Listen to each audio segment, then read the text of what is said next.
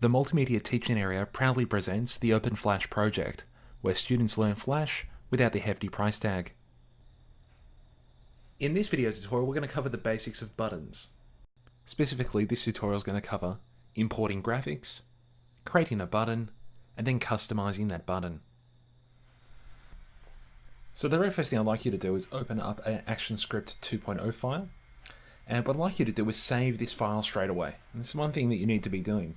And really name it anything you like, but the main thing is I'd like you to have version 1 on the end of it.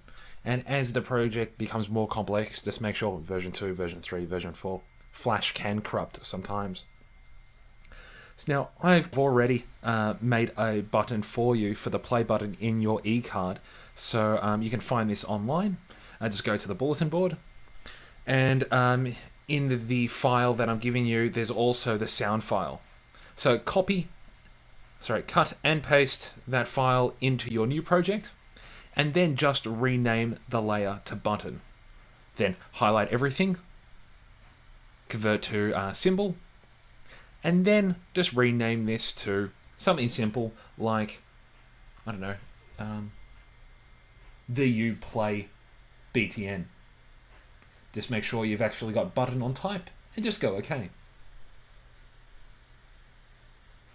Now I'm just copying and pasting our sound file from the last project we were just looking at. So what we're going to do is rename that to click SND. Okay, so the very first layer, we've just double clicked inside of our button, and we're just going to rename this, the very first layer, to graphics. And now what I'm doing is holding Control, click on an over, and inserting keyframe. And I'm going to do this for down, and I'm going to do this for hit as well. Okay. Then what I'm going to do is create a new layer. I'm going to put the sound on this layer.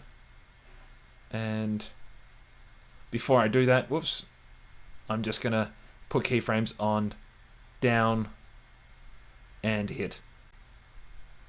Okay. Now on over, I'm going to click that sound and then drag it on the stage, and as you can see, sound file's there.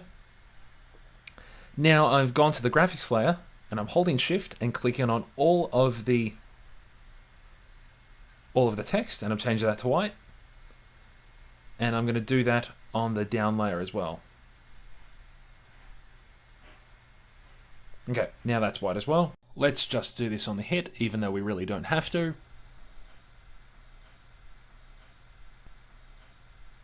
Going back to the main timeline, and there, voila, we've got our button done. So, roll over and the sound. Perfect. So wrapping up, just make sure that the contents inside your button are actually separated so that the graphics and the sounds are on different layers.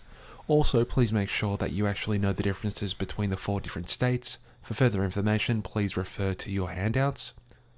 Now, if you have any questions, comments, or corrections, please send us an email at vuacm2003@gmail.com.